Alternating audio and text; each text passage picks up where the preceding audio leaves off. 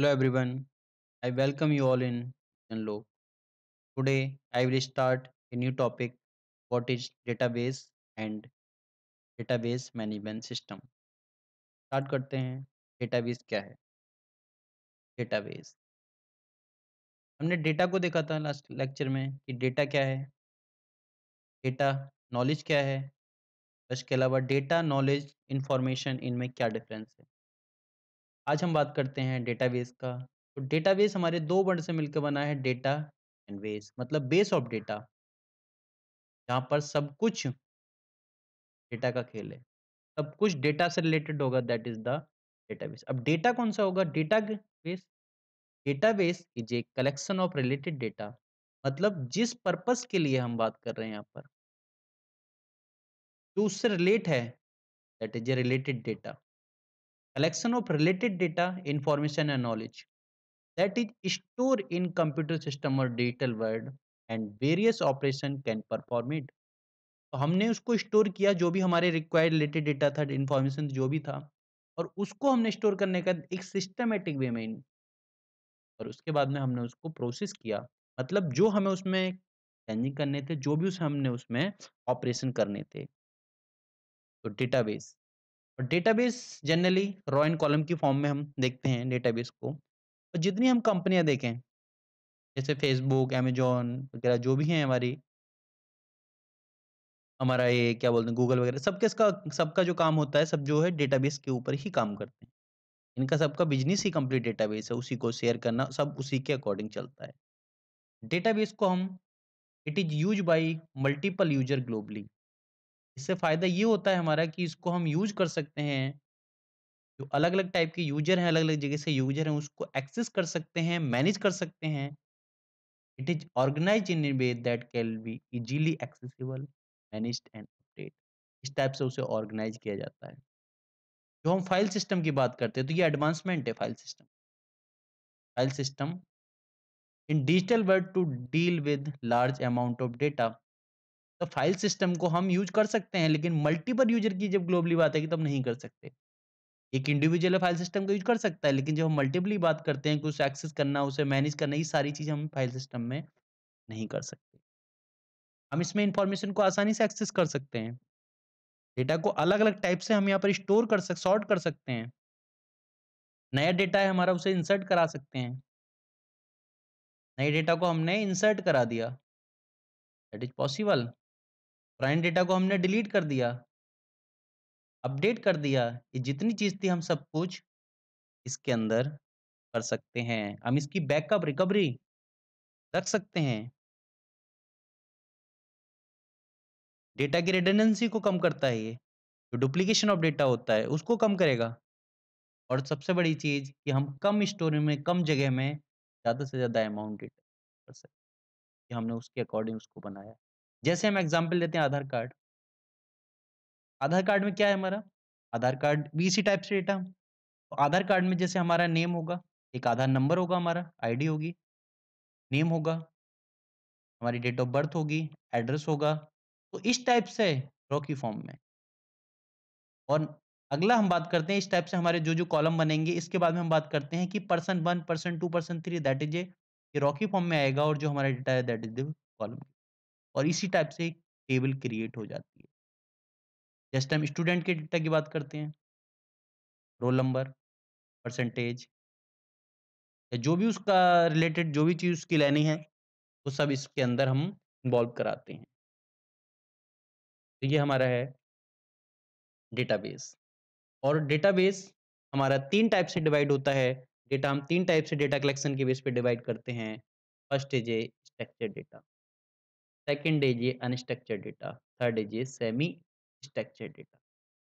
Structured data जो एक particular format में स्टोर होता है हमारा,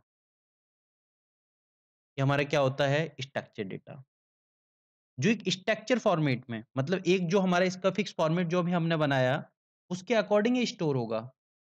और हम दूसरा देखते हैं अनस्ट्रक्चर, यहाँ पर कोई भी हमारा स्टैंडर्डाइज़्ड फॉर्मेट नहीं होता। कहीं भी किसी भी डेटा को हमने डाल रखा है, कोई मतलब नहीं है इस चीज़ का। क्यों? क्योंकि हमें इसे ज़्यादा यूज़ नहीं करना। अगर इसे यूज़ करना हुआ तो हमें डेटा माइनिंग, बिग डेटा वगैरह का यूज़ करना पड़ेगा, अलग सॉफ्टवेयर का यूज़ करना पड़ेगा इसको एक्सेस करने के लिए, इस पे अपने रिक्वायर्ड काम का डेटा निकालेंगे, उस चीज़ को यूटिलाइज़ करेंगे। कि वर्ल्ड में आज के टाइम में देखें तो वर्ल्ड में यही डेटा है। मैक्सिमम डेटा यही है। ये बहुत थोड़ा बहुत डेटा ही हमें दिखाई देता है। और ये भी धीरे-धीरे इंक्रीज़ हो रहा है। पूरा सोशल मीडिया कंप्लीट इसी के ऊपर डिपेंड है। किसी ने कमेंट किया, किसी ने कमेंट किया, किसी ने कोई अपना पोस्ट लिखा, सब कुछ क्या होगा, कोई वीडियो, कोई ऑडियो, सब कुछ अनस्ट्रक्चर्ड डेटा के अंदर ही तो हमारा 3 टाइप से क्या है और सेमी स्ट्रक्चर हमारा थर्ड टाइप है, जिसमें कुछ हद तक फॉर्मेट होता है, लेकिन वो पूरी तरह से मतलब एक्सेस तो कर सकते हैं, थोड़ा बहुत कर सकते हैं, पॉसिबल है, लेकिन पर्टिकुलर कोई फॉर्मेट नहीं होता। कोई स्टैंडर्डाइज़्ड हम इस चीज़ को नहीं बोल सकते कि ये कंप्लीट स्टैंडर्ड फॉर्मेट में हमारा है।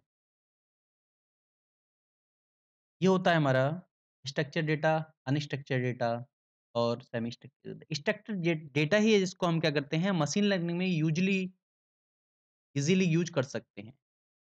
मशीन लर्निंग में ईज़िली हम इस चीज़ को यूज़ कर सकते हैं, that is a structured data. हम सबसे पहले स्टार्ट करते हैं अपना स्ट्रक्चर्ड डेटा।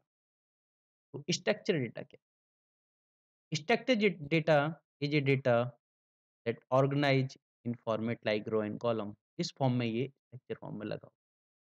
इसका कोई वेल डिफाइंड स्ट्रक्चर होगा और इसको इजीली हम ह्यूमन के थ्रू या कंप्यूटर प्रोग्राम के थ्रू हम एक्सेस कर सकते हैं। इसे बोला जाता है it is a quantitative data. Quantitative data means number और वैल्यूज की फॉर्म में हमारा अवेलेबल होता है। जब हमारा वेल मैनेज तरीके से इसको रखेंगे तो हमारा स्टोरेज भी कम लगेगा। अनस्ट्रक्चर डेटा के कंपेयर में हम इस चीज़ को स्टोरेज भी हमारा कम यूज होता है।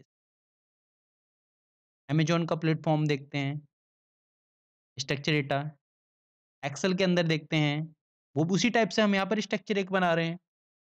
जो भी स्ट्रक्चर है, वो हम यहाँ पर अप्लाई कर रहे हैं। यही हमारा हुआ। तो जो फॉर्मेट में हमने जिसने रखना स्टार्ट किया, जिस डेटा को हम फॉर्मेट में रख रहे हैं, किसी न किसी हमने एक स्टैंडर्ड फॉर्मेट बनाया, उसके अकॉर्डिंग इसको हम मेंटेन करते हैं। मैक्स अप्रोक्सिमेट माना जाता है 15%, ओनली 15% डेटा जो कंपनी ऑर्गेनाइजेशन में अवेलेबल होता है, वो स्ट्रक्चर फॉर्म में होता है। इसके अलावा बाकी जितना डेटा है, सब अनस्ट्रक्चर फॉर्म में अवेलेबल होता है। It exist in the format of RDBMS, relational database man, means the information available in table with row and column that are connected, that is relational database। और ये इसी structure data में इसी वजह से हम क्या करते हैं, यहाँ पर स्ट्रक्चर डेटा में क्या करते हैं, आरडीबीएमएस का यूज करते हैं स्ट्रक्चर डेटा के लिए। रिलेशन टेबल की फॉर्म में, एक्सेल की फॉर्म में, जो रिलेशन के बेस पर ही इसमें हम क्या वर्क करते हैं, आरडीबीएमएस के। एग्जाम्पल हम देखते हैं स्ट्रक्चर डेटा का, name, date, address, credit card number, bank account number, transaction number, stock information, सब जितनी भी हमारी ये होती है सब स्ट्रक्चर फॉर्म में अवेलेबल होती है हमारी। तो ये हमारा होता है स्ट्रक्चर्ड डेटा। अब नेक्स्ट हम देखते हैं अनस्ट्रक्चर्ड डेटा। अनस्ट्रक्चर्ड डेटा होता है कि इसका कोई फॉर्मेट नहीं होता, कोई प्री डिफाइंड स्ट्रक्चर या फॉर्मेट अवेलेबल नहीं होता। ये टिपिकली हम टेक्सचुअल फॉर्म में लिख सकते हैं, जैसे कमेंट कर दी, कमेंट है हमारा, कोई पोस्ट डाली, पीडीएफ की फॉर्म में हो सकता है, ओपन सर्वे रिस्पॉन्स हो सकते हैं, सोशल मीडिया कन्वर्सेशन हो सकता है, कन्वर्सेशन हो गया हमारा ये। तो जो भी जो टॉन नॉन टेक्सुअल फॉर्म में है, इमेज हो गई, वीडियो हो गई, ऑडियो हो गई, ये सब हमारे क्या होते हैं, अनस्ट्रक्चर्ड डेटा। तो कंपनीज़ के अंदर या ऑर्गेनाइज़ेशन कहीं भी जो अवेलेबिलिटी है डेटा की, वहाँ पर अनस्ट्रक्चर्ड फॉर्म में जो डेटा अवेलेबल है, वही अवेलेबल होता है। एप्रोक्सिमेट 85% डेटा अनस्ट्रक्चर्ड फॉर्म में अवेलेबल। और ये क्या है, दिन-ब-दिन ये चीज़ इंक्रीज़ भी हो रही है, ये चीज़ बढ़ती भी जा रही है। सेंसर से हमें डेटा मिला, IoT, PDF, internet of things, PDF, sensor. Sensor ने सेंस की कुछ चीज़ों को सेंस किया, मेजर करने के बाद जो डेटा उसने दिया, जो उसे रिक्वायर्ड थी, उसने एक्शन लिया। बाकी क्या हो गया? बाकी अनस्ट्रक्चर्ड डेटा में कन्वर्ट हो गया। तो ये हमारा होता है अनस्ट्रक्चर डेटा। इस डेटा को हमें यूटिलाइज़ करना है, जो भी हमें इसमें काम करना है, तो क्या करेंगे हम? बिग डेटा का यूज़ होगा। डायनेमो डेटाबेस का ही हम यूज़ करेंगे। और ये क्या होता है, growing quickly increase digital application जितना हमारा इंक्रीज हो रहा है, उसी वजह से ये डेटा इंक्रीज होता जा रहा है। while structured data is important, unstructured data even more valuable to business if analyzed correctly. सवाल यही कि एनालाइज कितना हम इस चीज़ को कर सकते हैं, जो हमारे पास अनस्ट्रक्चर्ड डेटा है, उसे हमारे रिक्वायर्ड फॉर्म में तो हमें बनाना पड़ेगा ना, क्योंकि वो तो एक तरह से पूरी तरह से भरा हुआ है, वो स्ट्रक्चर फॉर्म में तो है नहीं, यूटिलाइज़ कैसे करेंगे? तो उसके लिए अलग-अलग हमारे मेथड यूज़ करते हैं, ठीक है। लेकिन जो डेटा होगा उससे हम अलग-अलग टाइप की इन्फॉर्मेशन गैदर कर सकते हैं। तो हमारा एक 2018 में यूरोप में डेटा प्राइवेसी रेगुलेशन एक्ट आया था। तो वो भी जो अप्लाई होता है, वो स्ट्रक्चर्ड डेटा के ऊपर अप्लाई होता है, लेकिन अनस्ट्रक्चर्ड के ऊपर अप्लाई वो भी नहीं होता। इसके पीछे हमारा रीज़न आता है कि अनस्ट्रक्चर्ड का कोई फिक्स्ड फॉर्मेट ही नहीं है। यहाँ पर कुछ इस टाइप से है ही नहीं जो हम इसको यूज़ कर सकें। तो इसी डेटा को हमारे यूज़ करते हैं डेटा माइनिंग, चैटबॉट वगैरह सब जितना हम देखेंगे सब इसी के अंदर हम देखते हैं। यूटिलाइज़ करना है तो माइनिंग करनी पड़ेगी इसकी। ये होता है हमारा अनस्ट्रक्चर्ड डेटा। यहाँ पर क्या होगा? यहाँ पर कोई रिलेशन नहीं दिखाई देगा। मतलब नॉन रिलेशनल डेटाबेस हम चीज़ को बोल सकते हैं जो हमारा अनस्ट्रक्चर्ड डेटा है। नॉन रिलेशनल डेटाबेस जो होता है हमारा।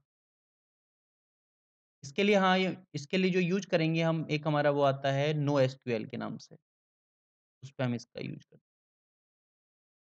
अगला हम देखते हैं semi structured data. Semi structured data एक combination of structure and unstructured data दोनों का कंबाइन, दोनों का कॉम्बिनेशन मीन्स कोई प्री डिफाइंड डेटा मॉडल इसका नहीं होता है, it is more complex structured data. Structured data के कंपेयर में ज़्यादा कॉम्प्लेक्स होता है, लेकिन इसका कोई प्री डिफाइन भी नहीं होता है। जैसे हमारे ईमेल की फॉर्म में हम बात करते हैं, ईमेल हो गया हमारा, www वर्ल्ड वाइड वेब हमारा हो गया। तो इसका जो है ना तो कोई स्ट्रक्चर है और ना ही अनस्ट्रक्चर्ड है। प्योरली ना स्ट्रक्चर है, प्योरली ना ही अनस्ट्रक्चर है। It does not have a predefined data model, it is more complex. इसमें हम टैग, सेमेंटिक मार्कर्स वगैरह का यूज़ करते हैं इस डेटा में हम। It does not confine to rigid structure such as that needed for relational data. हमारा है सेमी स्ट्रक्चर्ड डेटा। हम नेक्स्ट बात करते हैं एलिमेंट ऑफ डेटाबेस। तो डेटाबेस के मेनली 3 एलिमेंट हमारे होते हैं फील्ड।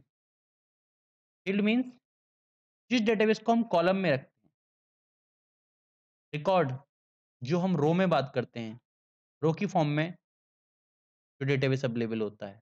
और हमारा होता है अगला table. Table means field plus table हो गया हमारा फील्ड प्लस रिकॉर्ड, दोनों कॉम्बिनेशन मतलब रो की फॉर्म में भी और टेबल की फॉर्म में भी, दोनों फॉर्म में हम बात करते हैं।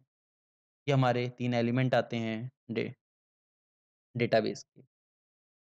इसके बाद में नेक्स्ट हम देखते हैं database management system. Database management system एक ऐसा सिस्टम जो डेटाबेस को मैनेज करता है। मैनेजमेंट सिस्टम है ये, जो डेटाबेस को मैनेज कर रहा है। Database means collection of data information वगैरह हो गया। मैनेज टू मैनेज, मैनेज क्या करेगा? Store and retrieve in easy and effective manner. तो ये हमारा जो एक डेटा को, एक कलेक्शन ऑफ डेटा को ईज़ी और इफेक्टिव मैनर में क्या करेगा? ये मैनेज करेगा। That is A database management system. ये एक तरह से एक सॉफ्टवेयर है। Database management DBMS is a software. तो DBMS database management system is a collection of program that enable user to create and maintain a database। ये हमारा क्या होता है? एक सॉफ्टवेयर सिस्टम यूज होता है, software system that facilitate the process of defining, constructing, manipulation, sharing। किसी को शेयर करना है, मैनिपुलेट करना है, मतलब कोई ना कोई इसमें ऑपरेशन परफॉर्म करना है, तब भी हम क्या करेंगे? इसी का यूज करेंगे। जब भी हमें कोई ऑपरेशन परफॉर्म करना है तो हमारा इसी का यूज होगा। तो हम यही चीज़ें कर सकते हैं इसमें, जो देखते हैं हम। हम इस चीज़ को इस टाइप से यूज़ कर सकते हैं यहाँ पर। हमें क्या करना है? कंस्ट्रक्शन करना है, डिफाइन करना है उस डेटा को और मैनिपुलेशन के थ्रू हम डिलीट कर सकते हैं, अपडेट कर सकते हैं, अलग-अलग टाइप के ऑपरेशन परफॉर्म कर सकते हैं, that is the manipulation. Next हम देखते हैं डेटाबेस मैनेजमेंट सिस्टम। यहाँ पर हम देखते हैं database management system is a software system. अब कैसा सॉफ्टवेयर है? हम यहाँ पर देखते हैं कि एक डेटाबेस इसमें क्या है रॉ डेटा अवेलेबल। तो हमने मेंटेन किया रॉ डेटा को, जो हमारे पास आया। रिलेटेड डेटा मतलब जो हमारे रिलेटेड है उसका हम यूज़ करेंगे। रिकॉर्ड किया वैल्यू की फॉर्म में या फैक्ट की फॉर्म में, ठीक है? Then DBMS. अब डीबीएमएस जो सॉफ्टवेयर है वो डेटाबेस से ही डेटा को एक्सेस करेगा और उसी के अकॉर्डिंग वो अपडेट करेगा ये सब। तो इसे बोला जाता है it is a software to manage. अब मैनेज में क्या आएगा हमारा कंस्ट्रक्टिंग, डिफाइनिंग, मैनिपुलेटिंग, शेयरिंग